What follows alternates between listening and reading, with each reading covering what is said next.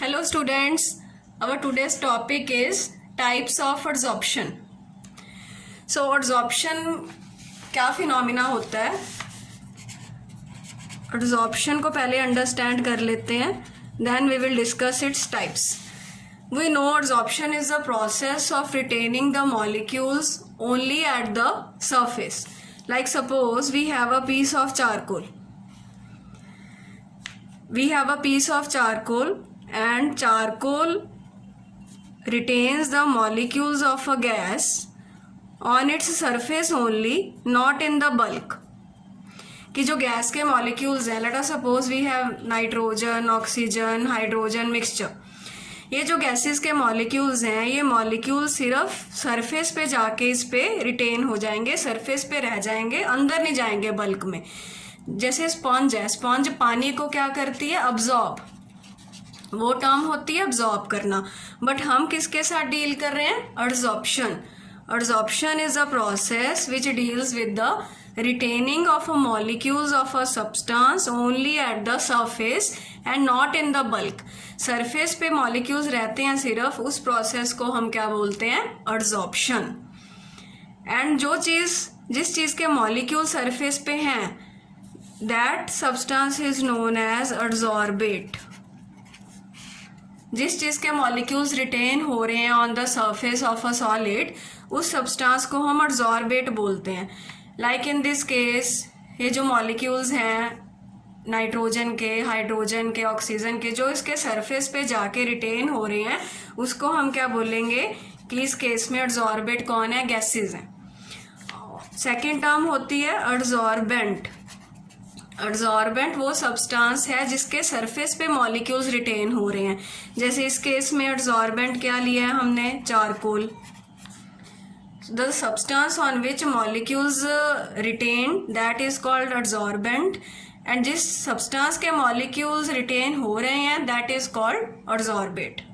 This phenomena is known as adsorption. इस phenomena को हम क्या बोलते हैं? Adsorption. Retaining of molecules only at the surface, not in the bulk. Bulk में जाएगा, दैट इज कॉल्ड अब्जॉर्प्शन. वो डिफरेंट फिनोमिना है. एडसॉर्प्शन मतलब retaining of molecules only at the surface. Now इसकी दो टाइप्स होती हैं. Adsorption is of two types, like we have mentioned it. Adsorption is of two types की adsorption है. किस चीज पे डिपेंड करेगी? Depending upon the nature of forces between adsorbent and adsorbate. Like we have discussed कि ये आपका charcoal का पीस है, और भी बहुत सारे एडसॉर्बेंट्स होते हैं, जैसे सिलिका जेल है, क्ले है, एल्यूमिन है. ये सारे गुड एडसॉर्बेंट हो गए. चारकोल है, अब ये एडसॉर्बेंट है, और जो सब्सटेंस इसके सरफेस पे रिटेन हो रहा है वो है एडसॉर्बेट. एडसॉर्बेंट और एडसॉर्बेट में किस टाइप का फोर्स है? कुछ फोर्स तो होगा ना जिसकी वजह से यहाँ पे आके रिटेन हो गया, यहाँ पे आके रुक गया, इसने इसको खींच लिया. एडसॉर्बेंट ने एडसॉर्बेट के मॉलिक्यूल को खींच लिया, तो दोनों में सम फोर्स इज देयर.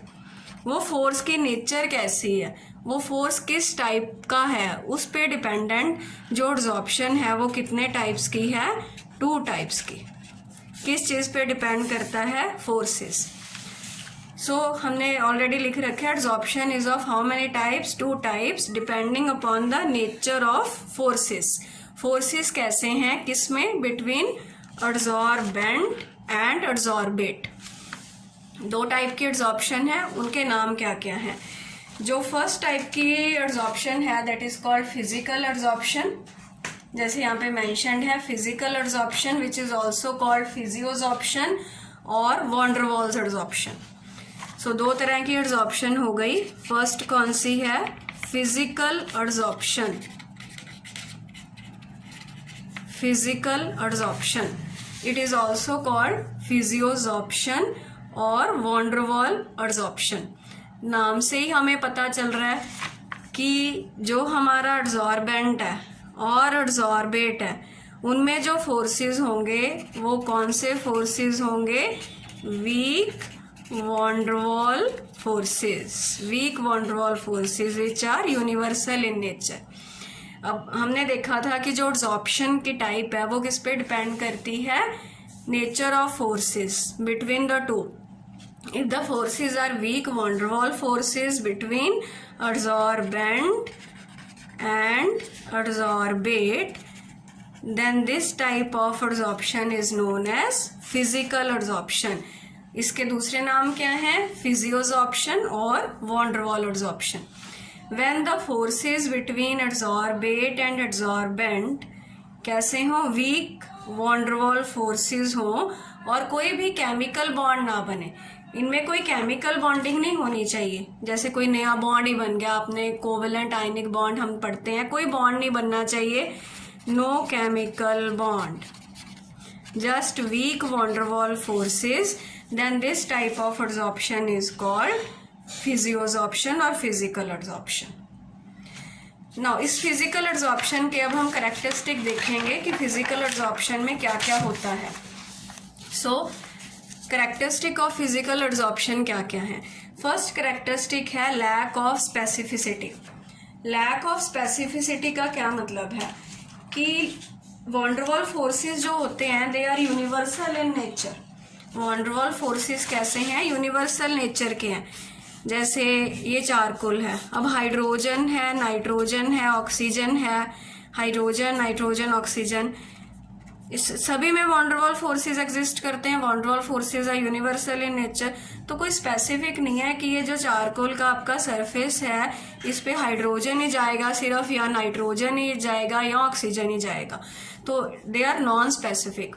क्यों नॉन स्पेसिफिक है फिजिकल एडसॉर्प्शन? क्योंकि जो फोर्सेस हैं वो van der Waals हैं which are universal in nature. इस वजह से हम बोलते हैं कि it is lack of specificity और physical adsorption is non specific in nature. क्यों? इसका रीजन क्या है? Because van der Waals forces are universal. वो हमेशा हर मतलब वी कैन से कि हर मॉलिक्यूल में प्रेजेंट होंगे. तो स्पेसिफिक नेचर नहीं है फिजिकल एडसॉर्प्शन की. सेकेंड फिजिकल एडसॉर्प्शन का कैरेक्टरिस्टिक होता है कि it is reversible in nature. Reversible nature का क्या मतलब है? जैसे इसी केस हम ले रहे हैं गैस और solid. Adsorbate is gas, adsorbent is solid. Gas plus solid, gas plus solid क्या बना? Gas adsorbed on solid plus heat. Plus heat हमने इसीलिए लिखा है क्योंकि जो एडसॉर्प्शन का फिनोमिना है वो नेचर में कैसा होता है? एक्सोथर्मिक. एक्सोथर्मिक मीन्स जो डेल्टा एच की वैल्यू होगी वो नेगेटिव में आएगी. सो इसे दोबारा समझते हैं. ये एडसॉर्बेंट है, ये कोई गैस का मॉलिक्यूल है सपोज करो. अब दोनों में अट्रैक्शन है. जब भी अट्रैक्शन होती है सिस्टम से हीट बाहर निकलती है, सिस्टम हीट लिबरेट करता है. हीट लिबरेट करने का मतलब डेल्टा एच की वैल्यू नेगेटिव में आएगी and the process will be exothermic in nature. इसीलिए हम लिखते हैं कि गैस प्लस सॉलिड, या हम बोल सकते हैं गैस प्लस एडसॉर्बेंट. ये नेचर में कैसा है? गैस एडसॉर्ब हो गई सॉलिड पे, gas adsorbed on solid plus heat. Plus heat इसीलिए हम लिखते हैं because our process is exothermic in nature, because force of attraction is there. So always remember कि adsorption is exothermic in nature. So, and it will decrease with increase in temperature. By applying Lee-Chatelier principle, we can also explain it easily. Reversible क्यों है पहले उसे समझ लेते हैं. क्यों reversible है? क्योंकि हमने देखा कि जो फोर्सेस हैं वो weak van der Waals forces हैं. तो एब्जॉर्ब हुआ वो इजीली हम इसको रिमूव भी कर सकते हैं. इसको हीट करें हम तो इसकी रिवर्स प्रोसेस शुरू हो जाएगी. इसीलिए जो फिजिकल एब्जॉर्प्शन है वो रिवर्सिबल नेचर की है. तो फर्स्ट कैरेक्टरिस्टिक हो गया फिजिकल एब्जॉर्प्शन का कि नॉन स्पेसिफिक है. सेकंड कैरेक्टर हो गया रिवर्सिबल है नेचर में, और एक्सोथर्मिक तो है ही है. एब्जॉर्प्शन कोई भी हो वो एक्सोथर्मिक होगी and it will decrease with increase in temperature. So इसके लिए ग्राफ भी बनता है इस टाइप का ग्राफ आएगा. ये ग्राफ क्या रिप्रेजेंट करता है कि जैसे जैसे हम टेम्परेचर इंक्रीज करेंगे, अब इसमें वैल्यूज हम मार्क कर सकते हैं कि पहले x/m is the extent of absorption. कितनी एब्जॉर्प्शन हो रही है वो हमें x/m से पता चलता है, एक्सटेंट ऑफ एब्जॉर्प्शन. जैसे जैसे हम टेम्परेचर इंक्रीज कर रहे हैं वी कैन सी कि x/m की वैल्यू कम हो रही है, मीन्स टेम्परेचर इंक्रीज करने से एड्जॉर्प्शन की एक्सटेंट कम होती है, एड्जॉर्प्शन कम होती है। x by m is the extent of adsorption. इसमें एक्चुअली x होता है मास ऑफ एड्जॉर्बेट, एड्जॉर्बेट जैसे इस केस में गैस है, एंड m होता है मास ऑफ एड्जॉर्बेंट। तो x बाई एम क्या हो गया, extent of adsorption. So adsorption, जो फिजिकल एड्जॉर्प्शन का केस है, specially physical adsorption decreases with increase in temperature because the process is exothermic. By applying Le-Chatelier principle also we can say that with increase in temperature reaction will go backward. Backward का मतलब क्या है कि adsorption के opposite होगा, decrease होगी adsorption. तो to characteristics हो गए हैं हमारे फिजिकल एड्जॉर्प्शन के, non specific nature and reversible nature. The third characteristic is heat of adsorption. Heat of adsorption, जो फिजिकल एड्जॉर्प्शन की हीट है वो लो होती है, value is 20 to 40 kilo joules per mole. Heat of adsorption क्या होता है, अगेन एड्जॉर्बेंट एंड एड्जॉर्बेट, जब दोनों में अट्रैक्शन का फोर्स है, कुछ हीट बाहर आएगी, that is called heat of adsorption.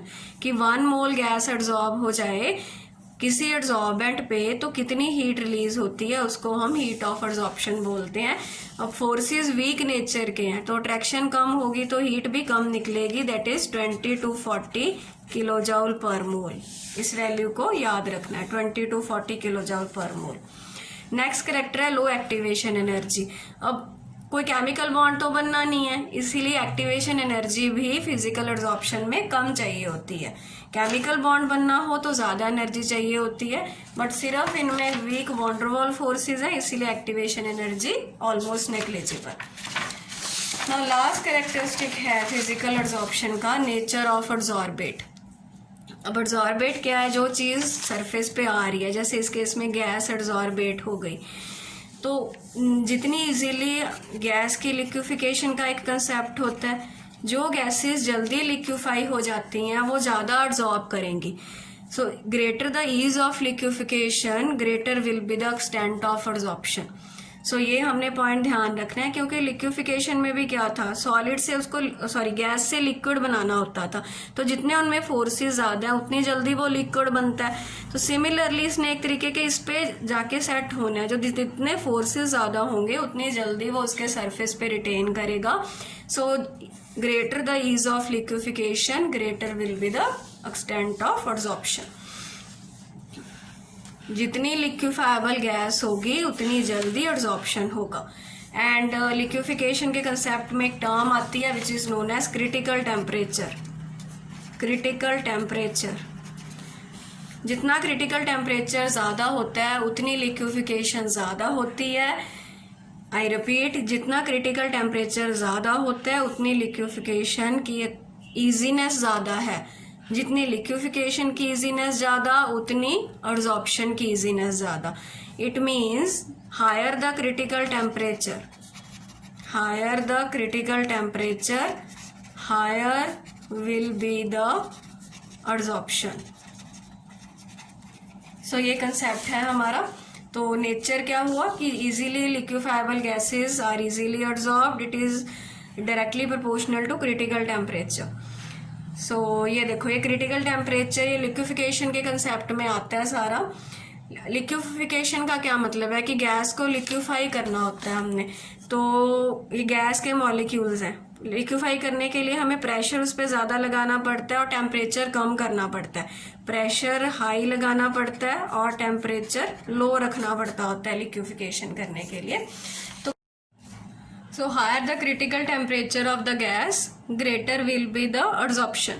So this is the order of increasing order of adsorption. इसी ऑर्डर में इनका क्रिटिकल टेम्परेचर भी बढ़ता है और इसी ऑर्डर में इनकी adsorption की एक्सटेंट भी बढ़ती है। क्रिटिकल टेम्परेचर क्या टेम्परेचर होता है कि जिस टेम्परेचर पे लिक्विफिकेशन होनी बंद हो जाती है, जितना मर्जी हम हायर प्रेशर अप्लाई करें। ये सारा क्रिटिकल टेम्परेचर का और लिक्विफिकेशन का कंसेप्ट, ये सारा एक अलग वीडियो में आपको समझाया जाएगा। फॉर द टाइम बीइंग यही दिमाग में रखना है कि क्रिटिकल टेम्परेचर किसी गैस का जितना ज़्यादा होगा, हायर द क्रिटिकल टेम्परेचर उतनी ईजीली हम उसको लिक्विफाई कर सकते हैं और उतनी ही ईजीली उसको हम एब्जॉर्ब कर सकते हैं। So these are the different characteristic of physical absorption. Sum up कर लें एक बार। फिजिकल एब्जॉर्प्शन क्या होता है? जिसमें एब्जॉर्बेंट एंड एब्जॉर्बेट में weak van der Waals forces होते हैं। सो एब्जॉर्प्शन, फिजिकल एब्जॉर्प्शन के करेक्टरिस्टिक नॉन स्पेसिफिक नेचर है, रिवर्सिबल नेचर है, लो एक्टिवेशन एनर्जी है, लो हीट ऑफ एब्जॉर्प्शन है, and nature of absorbate. Like in this case, higher the critical temperature of the gas, more will be the liquefaction. So next video में we will discuss second type of absorption, that is chemical absorption and it's characteristics. Thanks.